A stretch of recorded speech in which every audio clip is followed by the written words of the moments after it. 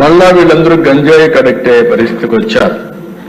Drugs దిశ ఎక్కడ కాలేజీలు ఉంటే ఆ కాలేజీ పరిసరాల్లో కూడా వెళ్ళిపోయినాయి, కాలేజీ కూడా వెళ్ళిపోయినాయి. అంటే ఏ విధంగా ఇది పెనిట్రేట్ అయిపోయిందంటే నేను ఎన్నికల ముందు చాలాసార్లు చెప్పాను, అన్ని సమస్యలు కంట్రోల్ చేయగలుగుతాం, లా అండ్ ఆర్డర్ కూడా కంట్రోల్ చేస్తాం. కానీ గంజాయికి అలవాటు పడి డ్రగ్స్కి అలవాటు పడి అడిక్ట్ అయిన వాళ్ళు మాత్రం మార్చాలంటే చాలా టైం పడుతుంది. కొన్నిసార్లు మనం మార్చలేకపోతాం అని కూడా నేను చాలాసార్లు చెప్పాను. ఇది యథార్థం. అలాంటి సందర్భాలు కొన్ని మన రాష్ట్రంలో వచ్చాయంటే ఇదొక దురదృష్టం, దౌర్భాగ్యం అని చెప్పి కూడా నేను మీకు తెలియజేస్తున్నాను. ఇంకొక పక్కన దిశ దీనికి అడిషనల్గా సోషల్ మీడియా తయారైంది. అంటే ఈ సోషల్ మీడియాలో కూడా నియంత్రణ అవసరం.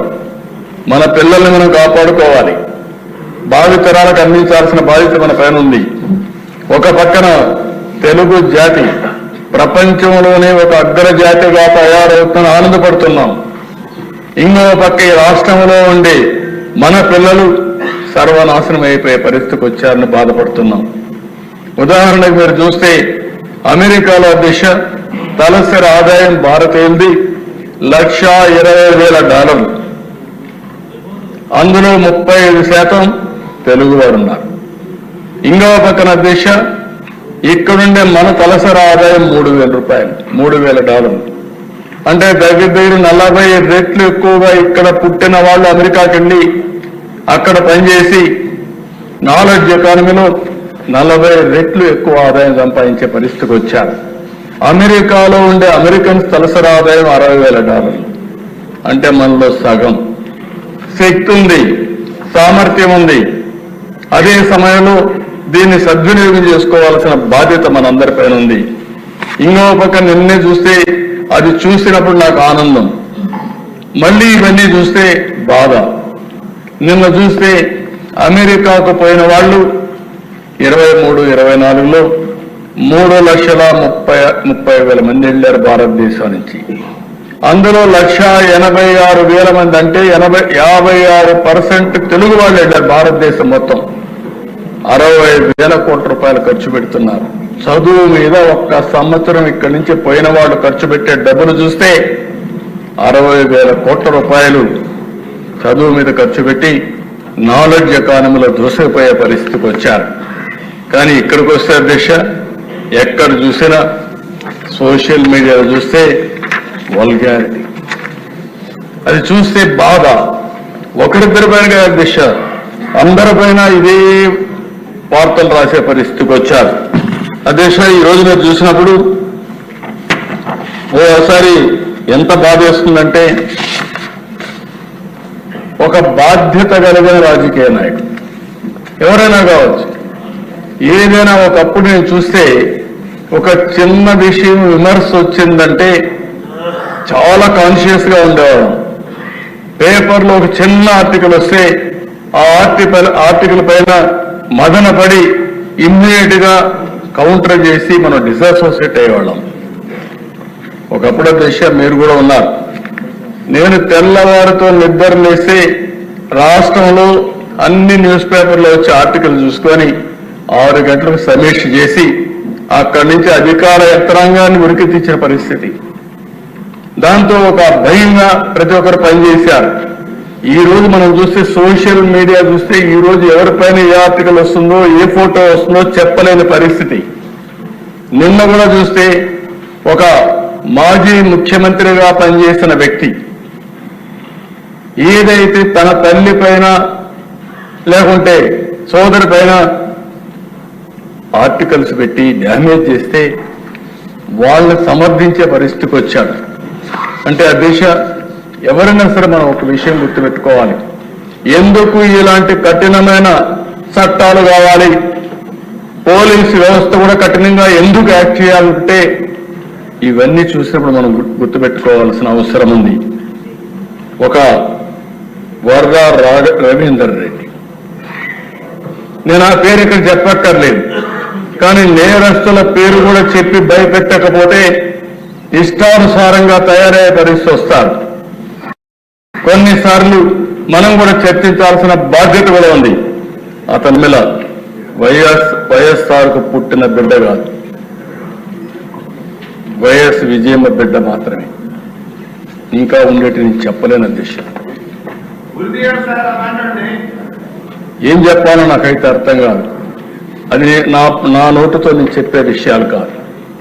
ఉచ్చరించడానికి కూడా ఈ అసెంబ్లీలో మంచిది కాదు. ఎలాంటి ఆర్టికల్ అధ్యక్ష అలాంటి వాణ్ణి నిన్న మాట్లాడుతూ అతని పేరుతో వేరే వాళ్ళు పెట్టారని చెప్తారా మీరు? ఒక నాయకుడు బాధ్యత ఇది అంటే ఇంకా వెనకేసుకు వస్తున్నావు. అదే షర్మిల నిన్ను కూడా చెప్తా ఉంది. ఎవరైతే ఈ రవీంద్ర రెడ్డి ఉన్నాడో ఇతను నా మీద పెట్టడంలో అవినాష్ రెడ్డి చెప్పారు, వాళ్ళ పిఏ వీళ్ళందరూ ఉన్నారు కాబట్టి అవినాష్ రెడ్డి గారిని కూడా అరెస్ట్ చేయమని వాళ్ళ సిస్టర్ డిమాండ్ చేస్తుంది. ఎవరైతే బాధితురాలు ఆవిడ డిమాండ్ చేస్తే ఈ పెద్ద మనిషి ఇప్పుడు కూడా సమర్థించుకునే పరిస్థితికి వచ్చాడు. ఒక్కరిని గురించి కాదు అధ్యక్ష, ఈరోజు ఎన్ని పోస్టర్స్ అధ్యక్ష. హోమ్ మినిస్టర్, రాష్ట్రంలో హోమ్ మినిస్టర్కే రక్షణ లేకపోతే ఎవరుకుంటుంది? ఒక దళిత మహిళ క్యారెక్టర్ అసాసినేషన్ అంటే రౌడీలకు కూడా భయం లేకుండా పోయింది. హోమ్ మినిస్టర్ లెక్కలేదు, డీజీపీ లెక్కలేదు, హోమ్ సెక్రటరీ లెక్కలేదు, డిప్యూటీ సీఎం అని లెక్కలేదు, ఎవరైనా లెక్కలేదు. అంటే ఏంటి విచ్చలవిడతనం? ఏమనుకుంటున్నారు మీరు? ఇంకో పక్కన చూస్తే అధ్యక్ష డిప్యూటీ సీఎం పైన ఏం చెప్పాలి అధ్యక్ష? ఇవి చూస్తే మనసు వికలమైపోతుంది, బాధ కలుగుతుంది, నిద్ర రాదు. మనం కూడా మనుషులమే అధ్యక్ష. ఓసారి ఇవన్నీ చూసినప్పుడు దేనికోసం ఇక్కడికి వచ్చాం, ఏ పరిస్థితిలో వచ్చాం, ప్రజలకు సేవ చేయాలని వచ్చి ఈ అవమానాలు పడడం ఏంటని ప్రతి ఒక్కరు కల్పించదు అధ్యక్ష. మీ మీద ఎంత చేశారు, ఇక్కడ ఉండే ప్రతి ఒక్క సభ్యులపై చేశారు. అంటే ఒకప్పుడు అధ్యక్ష ఒక పద్ధతి ఉండేది, ఇప్పుడు పద్ధతి లేకుండా పోయింది. ఇష్టానుసారంగా చేసే పరిస్థితికి వచ్చారు. ఇండ్లలో ఉండేవాళ్ళ పైన, ఆడబిడ్డల పైన ఇష్టానుసారంగా కామెంట్లు పెట్టేయడం, ఇష్టానుసారంగా పోస్టులు పెట్టేయడం, ఆ పోస్టు తిరిగి వాళ్ళకి మళ్ళా పంపించడం. అంటే ఎక్కడికి పోతున్నారని అడుగుతున్నా. ఇది ఒకటి రెండు కాదు అధ్యక్ష, ఒక పేటీఎం బ్యాచ్ పెట్టుకున్నారు, ఒక ఆర్గనైజ్డ్ క్రైమ్ అధ్యక్ష. ఈరోజు మీరు చూస్తే ఒక YSR Congress party AP digital corporation government organisation, ఇందులో మొత్తం వేల మనుషులను పెట్టి ఒక హైరార్కీ తయారు చేశారు. టాప్ ట్రాన్స్మిటర్స్ సెకండ్ లెవెల్, అక్కడి నుంచి third level Jagan connectivity connects, Jagan connects, third అక్కడి నుంచి మునుగళ్ళ హరీశ్వర్ రెడ్డి, మిగిలిన వాళ్ళైతే అనఫిషియల్. అక్కడి నుంచి వేరియస్ బ్రాంచెస్ చేసేసుకొని వీళ్ళ అడ్రస్లన్నీ కూడా తెలియకుండా ఎక్కడికక్కడ ఇష్టానుసారంగా ఎక్కడెక్కడో కూర్చొని ప్రపంచం మొత్తం పేర్లన్నీ కూడా ఎక్కడికక్కడ షీల్డ్ చేసేసి, అడ్రస్లు షీల్డ్ చేసి ఇష్టానుసారంగా సోషల్ మీడియా వాడే పరిస్థితికి వచ్చారు అధ్యక్ష.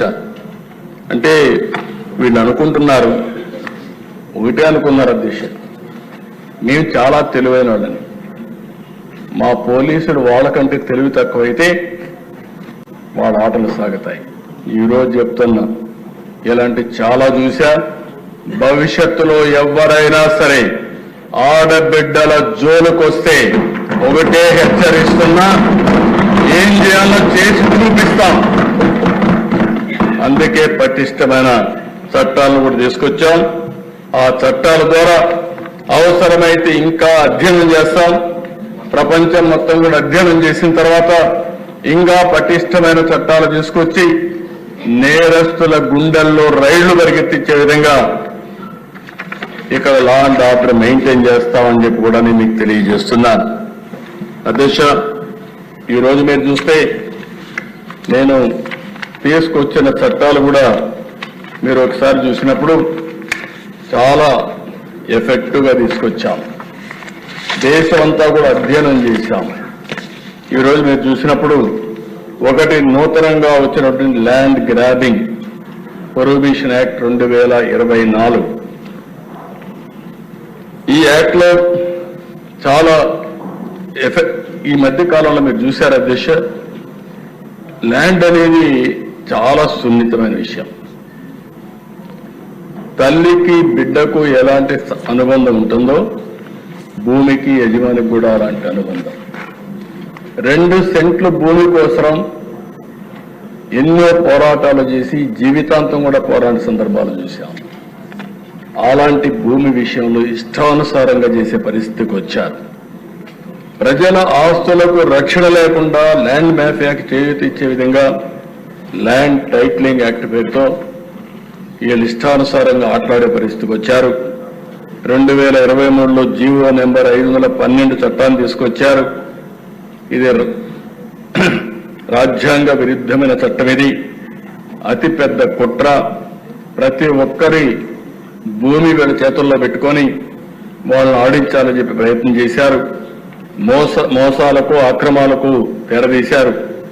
నేనైతే దేశ ప్రజా చైతన్యం కోసం పోయినప్పుడు ఈ చట్టాన్ని నా జీవితంలో ఎప్పుడు కాల్చలేదు, కానీ పబ్లిక్ మీటింగ్లో దాన్ని కూడా తీసుకొని చించి ప్రజలకు ఎడ్యుకేట్ చేయాల్సిన పరిస్థితి వచ్చింది. ఒక స్థాయిలో అయితే ఈ నల్ల చట్టాన్ని కాల్చి ప్రజా చైతన్యం కోసం ముందుకు పోయే పరిస్థితికి వచ్చిందంటే ఎంత భయంకరమైన చట్టమో మనం గుర్తుపెట్టుకోవాల్సిన అవసరం ఉంది. ఇందులో అధ్యక్ష జ్యుడిషియరీ పవర్స్ అన్ని తీసేశారు. ఎవరైనా సరే వీళ్ళ ఇష్టానుసారంగా మీరు చూస్తే సెక్షన్ 38 సివిల్ జడ్జిల అధికారం అన్ని రెవెన్యూ ఆఫీసర్లకు ఇచ్చేశారు.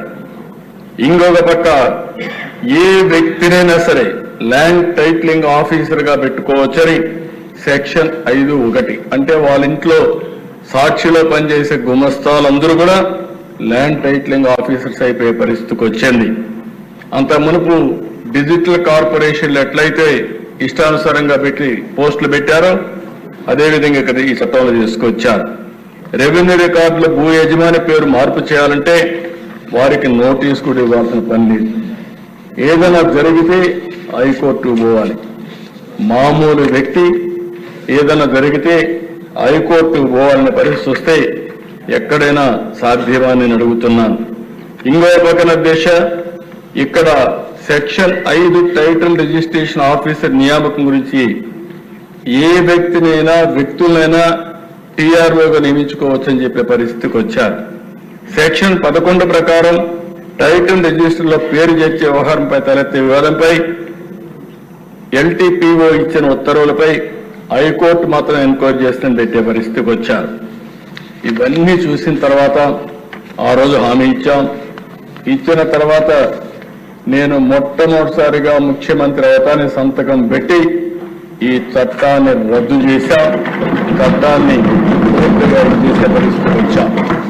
కానీ అధ్యక్ష ఆ మధ్య జరిగిన అవకతవకలు మాత్రం మేమేం చేయలేకపోయాం. ఈ రోజు మీరు చూసే అధ్యక్ష మామూలు 1-2 కేసులు కాదు, ఇటీవల నా దగ్గరకు వచ్చే గ్రీవెన్సెస్ అన్ని వస్తున్నాయి. 8,305 గ్రీవెన్సెస్ వస్తే మా దగ్గర రికార్డులని వస్తే అవి వెరిఫై చేస్తే దగ్గర 22Aకి సంబంధించిన కేసులు, భూ కబ్జాలు మొత్తం కూడా ఇవే వచ్చే పరిస్థితికి వచ్చింది. ఇవి చాలా భయంకరంగా ఈ చట్టం తీసుకొచ్చే పరిస్థితికి వచ్చారు. ఎందుకే అధ్యక్ష ఈ రోజు మీరు చూసినప్పుడు ఇవన్నీ చూసిన తర్వాత ఈ రోజు నేను ఒకటే ఆలోచించా, కఠినమైన చర్యలు ఉంటే తప్ప ఇది సాధ్యం కాదనే ఉద్దేశంతోనే ఒక పటిష్టమైన యాక్ట్ తీసుకొచ్చాం. ఇది ఈరోజు రాష్ట్రంలో మేము చూసిన తర్వాత మొత్తం దేశంలో ఉండే అన్ని రాష్ట్రాలు కూడా అధ్యయనం చేశాం. అధ్యయనం చేసిన తర్వాత గుజరాత్, మహారాష్ట్ర ఏవైతే ప్రోగ్రెస్ రాష్ట్రాలు ఉన్నాయో అన్ని అధ్యయనం చేశాం. అధ్యయనం చేసిన తర్వాత ఈ చట్టం తీసుకొచ్చాం. ఈ చట్టంలో ఎక్కడైనా సరే గ్రామీణ ప్రాంతాల్లో, పట్టణ ప్రాంతాల్లో ఎక్కడ భూమి కబ్జా చేసినా ఈ చట్టం అమలవుతుంది. ఈ చట్టం దానికి అప్లికేషన్ అవుతుందని చెప్పి కూడా నేను మీకు తెలియజేస్తున్నా. ఇంకో పక్క ఓల్డ్ యాక్ట్ 82, ఇది న్యూ యాక్ట్ 2024. ఇందులో చూస్తే ఓల్డ్ యాక్ట్ లో land grabbing and land grabber limited to unauthorised occupancy వరకే ఉంది. ఈ చట్టంలో మీరు చూస్తే expanded definitions include illegal tenancies, unauthorized structures, financial abettors and intimidation tactics ఇవన్నీ కూడా తీసుకొచ్చాం. Land grabbing means every activity of land grabber to occupy or attempt to occupy with or without the use of force, threat, intimidation and deceit or any land shall be construed accordingly. The words attempt to occupy are added to the definition of land grabbing. Attempt చేసిన, ప్రయత్నాలు చేసిన, బెదిరించిన వాళ్ళు కూడా ఈ act కింద వస్తారు. అది ప్రూవ్ అయితే ఈ యాక్ట్ అప్లికబుల్ అవుతుందని చెప్పి కూడా నేను మీకు తెలియజేస్తున్నా. ప్రీవియస్ గా అధ్యక్ష burden of proof, burden initially on the prosecution to prove land ownership, then an accused for lawful possession. ఇప్పుడు అధ్యక్ష the burden of proving that the land has not been grabbed lies with the alleged land grabber. ఎవరైతే land grabber పైన case పెడితే ఆయన prove చేసుకోవాలి, నేను ఈ land కబ్జా చేయలేదని అతను ప్రూవ్ చేసుకోవాలి తప్ప గవర్నమెంట్ ప్రూవ్ చేయడం కాదు. అది కూడా తీసుకొచ్చాం. ఇంకో పక్కన దేశ పెనాల్టీ, ఆ రోజు 6 సంవత్సరాల లోపల అంటే బెయిల్ తీసుకోవచ్చు. అదే మరిగా 5,000 రూపాయల ఫైన్. 20 దిశ 10-14 సంవత్సరాలు. ఒక్కసారి ల్యాండ్ గ్రాబింగ్ చేస్తే మాత్రం ఇంకా బయటకు వచ్చే పరిస్థితి ఉండదు. కబద్దార్ జాగ్రత్తగా ఉండమని హెచ్చరిస్తున్నాం. అదే మరిగా దిశ ఇంకొక పక్కన ఫైన్ అయితే equivalent to the market value of grabbed land. Land పోతుంది, చట్ట ప్రకారం జైలు పోయే పరిస్థితి వస్తుంది. ఇంకో పక్కన దిశ పబ్లిక్ ప్రాసిక్యూటర్స్, అప్పుడైతే నో డెడికేటెడ్